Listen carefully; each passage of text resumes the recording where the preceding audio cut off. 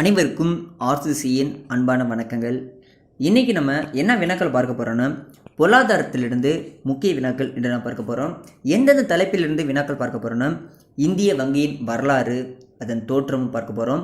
அடுத்தது கடைசியாக 5 ஆண்டு திட்டத்தை பற்றி பார்க்க போகிறோம். அதற்கு முன் நீங்கள் சேனலை சப்ஸ்கிரைப் பண்ண மறக்காமல் சப்ஸ்கிரைப் பண்ணிக்கோங்க. வாங்க வினாக்கள் பார்க்கலாம். உலகின் முதல் வங்கி எங்கு தொடங்கப்பட்டது? இங்கிலாந்தில். உலக வங்கிகளின் தாய் எனப்படுவது எதுன்னா இங்கிலாந்து வங்கி. இந்தியர்களால் இந்தியாவில் தொடங்கப்பட்ட முதல் வங்கி எது? பஞ்சாப் நேஷனல் வங்கி. இம்பீரியல் வங்கி SBI state bank of India என எப்பொழுது பெயர் மாற்றம் செய்யப்பட்டது? கிபி 1955. இந்திய வங்கிகள் எப்பொழுது தேசியமயமாக்கப்பட்டன?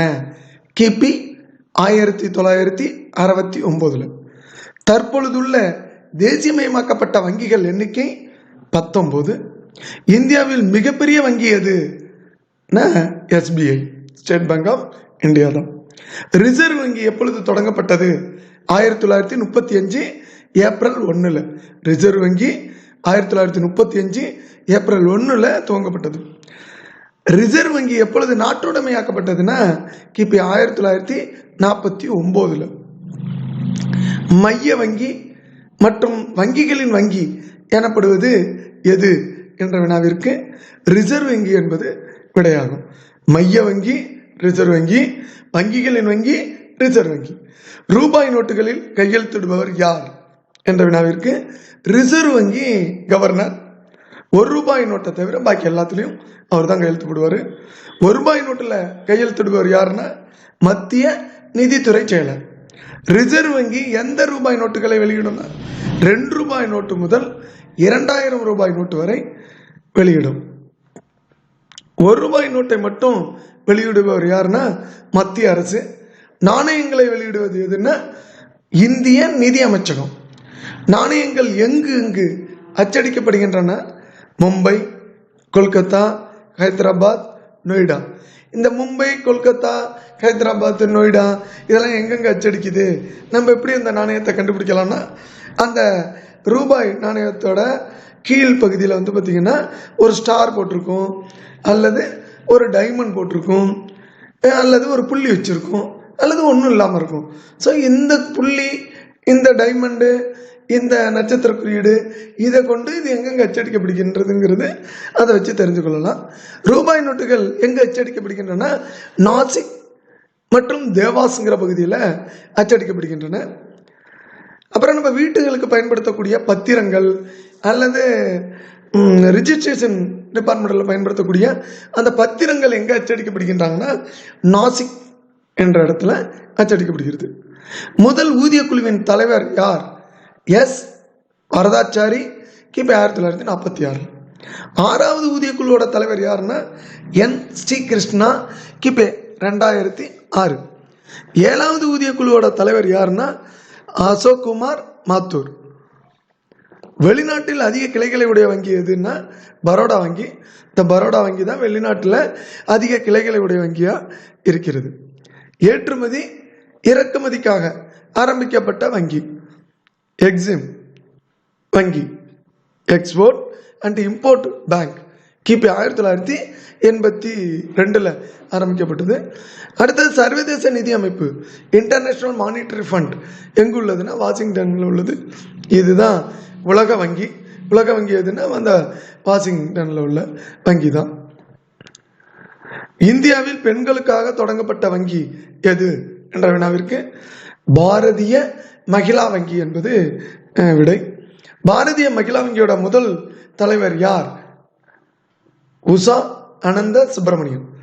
பாரதிய மகிழா வங்கியின் முதல் தலைவர் உஷா ஆனந்த் சுப்பிரமணியம். LIC இந்திய ஆயில் காப்பீட்டு கழகம் எப்பொழுது ஆரம்பிக்கப்பட்டது? கிபி 1956 செப்டம்பர் 1.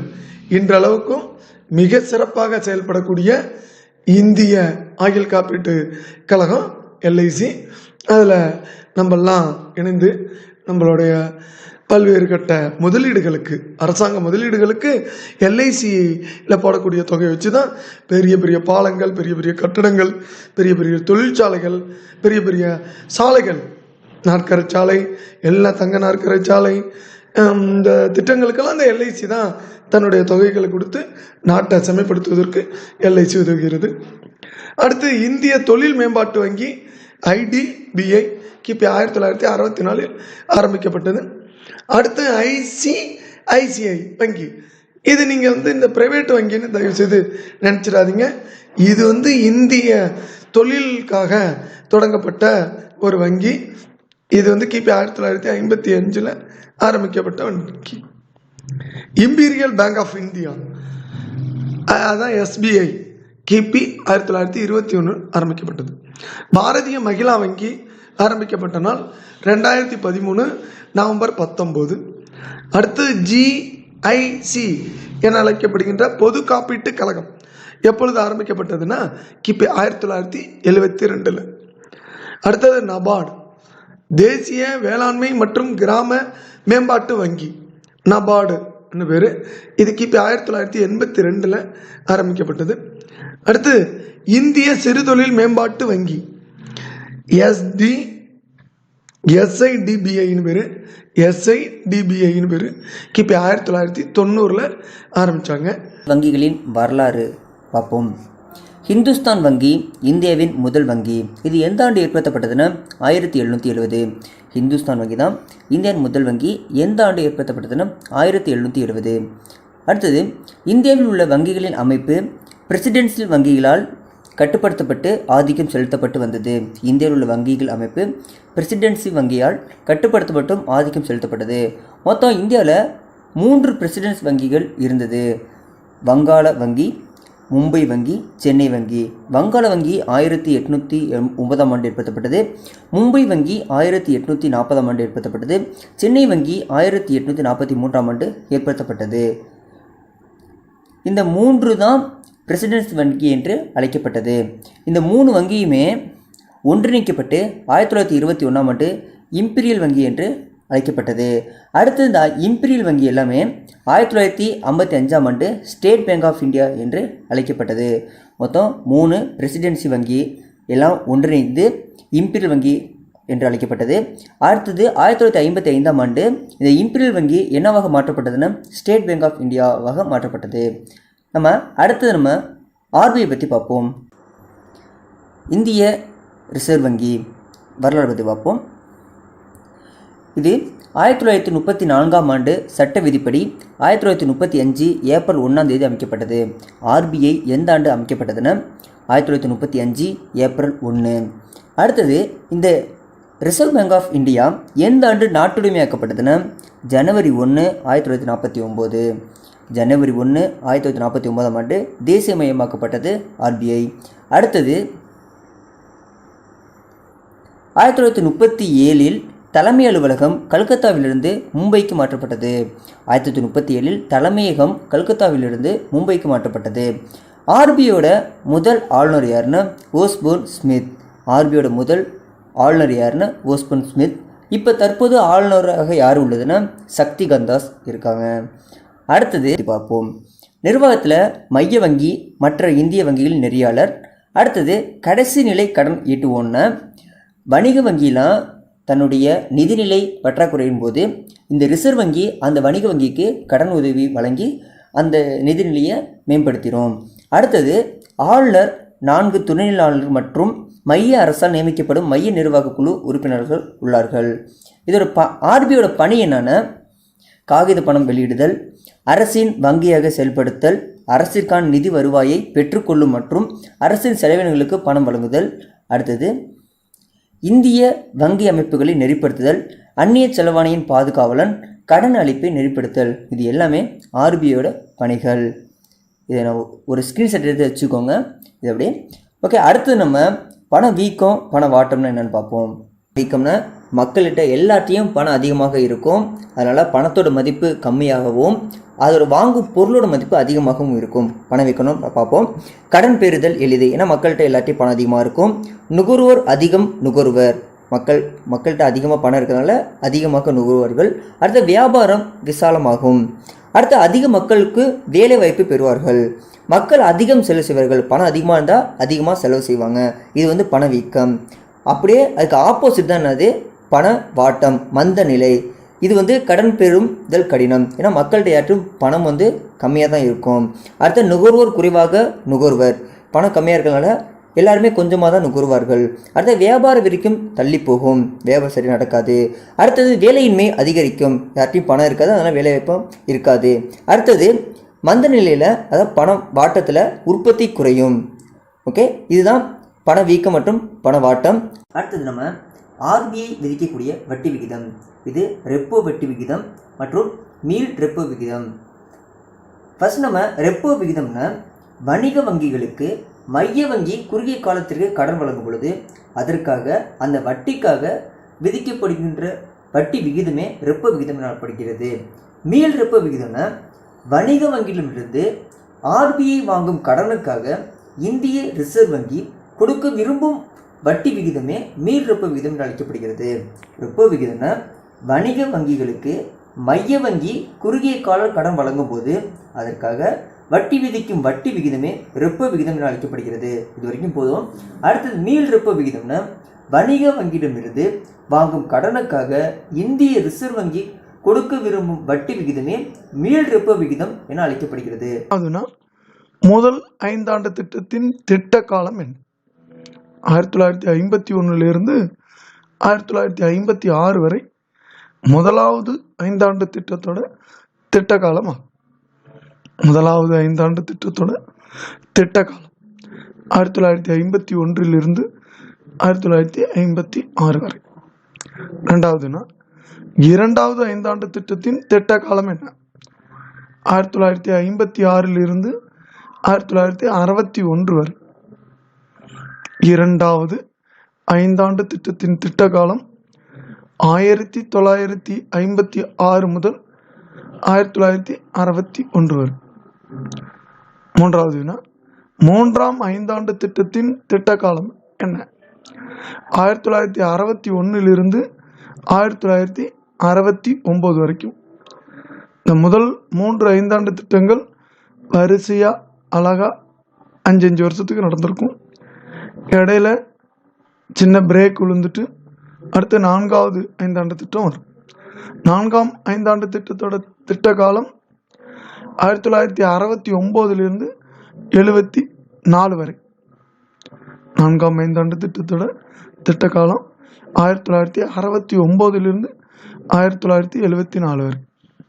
அஞ்சாவதுனா 5ஆம் 5 ஆண்டு திட்டத்தின் திட்ட காலம் என்ன? 1974 1979 வரை. 6ஆம் 5 ஆண்டு திட்டத்தோட திட்ட காலம் என்ன? 1980 1985 வரை. 6ஆம் 5 ஆண்டு திட்டத்தோட திட்ட காலம் 1980 1985 வரை. அடுத்து 7ஆம் 5 ஆண்டு திட்டத்தோட திட்ட காலம் என்ன? 1985 1990 வரை.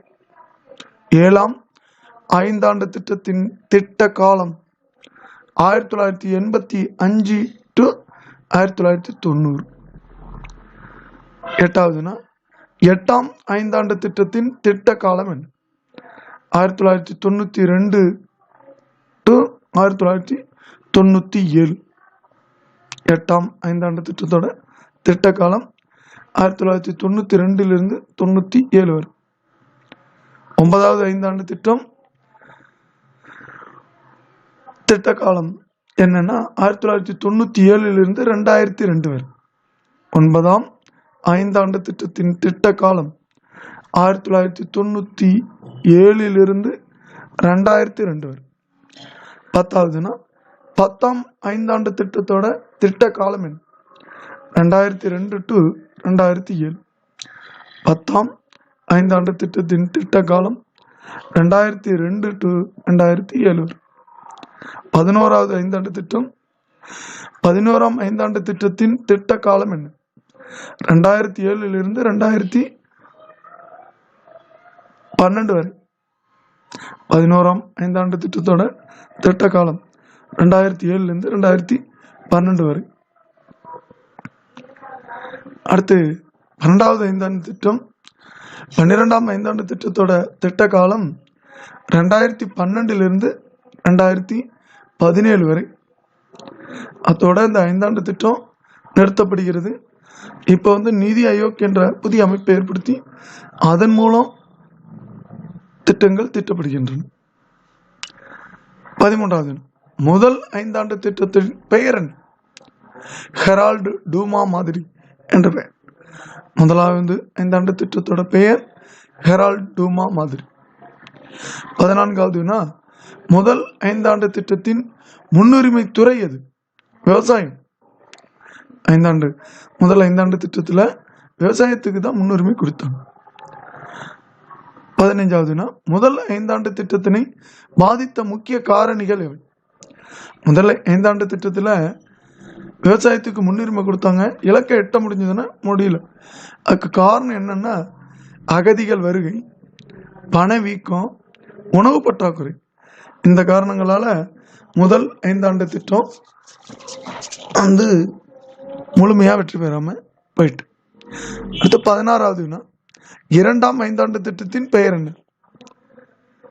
மெகலோனோபிஸ் மாதிரின்னு பேர். இரண்டாவது ஐந்தாண்டு திட்டத்தோட பெயர் மெகலோனோபிஸ் மாதிரின்னு பேர்.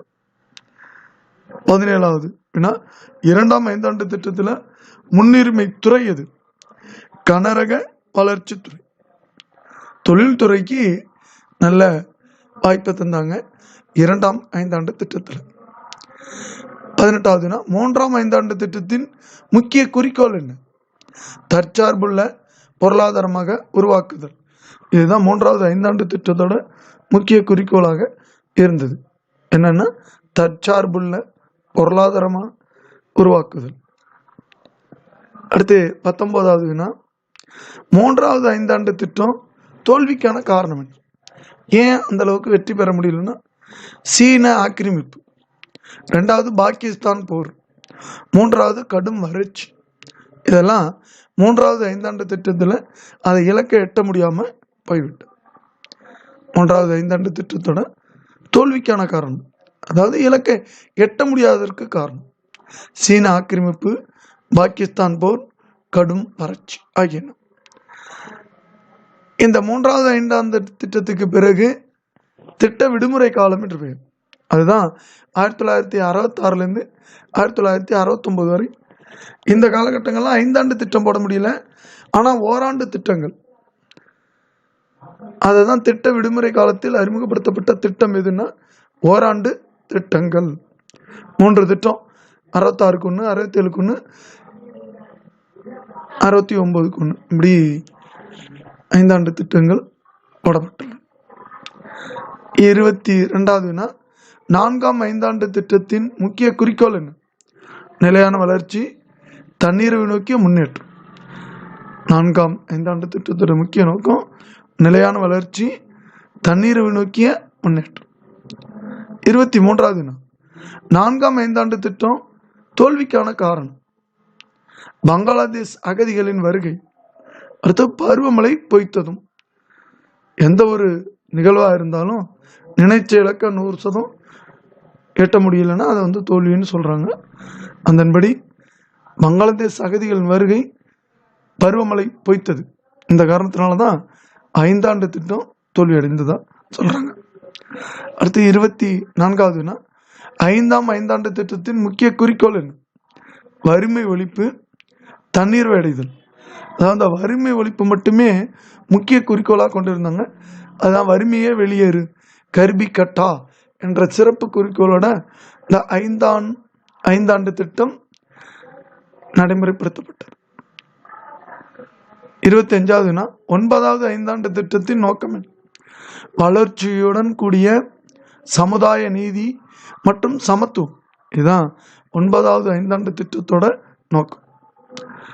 26வது 11வது ஐந்தாண்டு திட்டத்தின் நோக்கம் என்ன? உள்ளடக்கிய வளர்ச்சி, இன்க்ளூசிவ் growthன்னு சொல்லுவாங்க. அதுவும் கடைசி நேரத்தில் எழுத்தறிவு விகிதத்தை 8.7% ஆக்க இலக்கு நிர்ணயம் பண்ணது தான் இந்த 11வது ஐந்தாண்டு திட்டத்தோட முக்கிய நோக்கமாகும். 27வது வினா, திட்டக்குழுவின் தலைவர் யார்? பிரதமர். திட்டக்குழுவோட தலைவர் பிரதமர். 28வது வினா, தேசிய வளர்ச்சி கவுன்சில் எப்பொழுது ஏற்படுத்தப்பட்டது? 1952 ஆகஸ்ட் 6. 29வது வினா, மாநில திட்டக்குழுவின் தலைவர் யார்? முதலமைச்சர். மாநில திட்டக்குழுவின் தலைவர் முதலமைச்சர். 30வது வினா, 5 ஆண்டு திட்டங்களை அங்கீகரிக்கும் அமைப்பு எது? தேசிய வளர்ச்சி கவுன்சில். தேசிய வளர்ச்சி கவுன்சில் தான் 5 ஆண்டு திட்டங்களுக்கான அங்கீகாரத்தை கொடுத்து அதுக்கான நிதியை கொடுக்கறதுக்கு பரிந்துரை செய்து. 31வது வினா, மக்கள் திட்டத்தை வெளியிட்டவர் யார்? 1945 எம்என் ராய்ங்கிறவர் தான் மக்கள் திட்டத்தை வெளியிட்டாங்க. 32வது வினா, சர்வோதயா திட்டத்தை வெளியிட்டவர் யாருன்னா 1950 ஜெயபிரகாஷ் நாராயணன் அவங்க தான் சர்வோதயா திட்டத்தை வெளியிட்டாங்க.